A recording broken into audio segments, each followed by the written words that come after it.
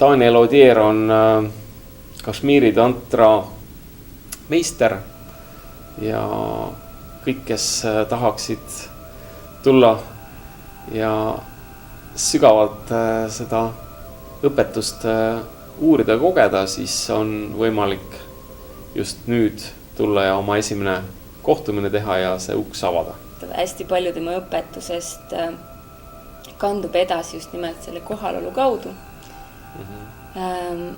Ja mida minu jaoks, mida ta püüab luua inimestes on või avada inimestes on selline tohutu vabaduse või piirituse tunne.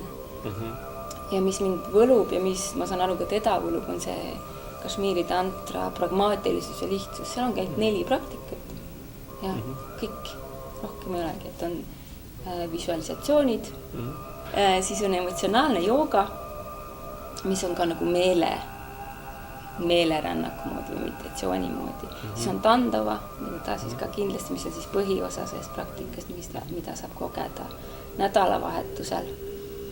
Ja see on ühtlasi eeldus siis selleks 4. praktikaks, mis on siis puudutuse jooga ja kuhu pääsebki eeldusel, et inimene on läbinud selle esmase koolituse, sest et selleks on vajalik Danieli otsene nõusolek. Ta tõepoolest esindab seda traditsiooni, mis on 7000 aastat vana ja mille puhul tema sõnade järgi vähemalt see on üks vähestest vaimsetest praktikatest, mille puhul ei ole kunagi katkenud see õpetajate õpilasele edasiandmise liin. Ja ma arvan, et see on see, mida ta loob ka selles ruumis, kuhu ta tuleb õpetama. Ta annab õhtuseminari 20.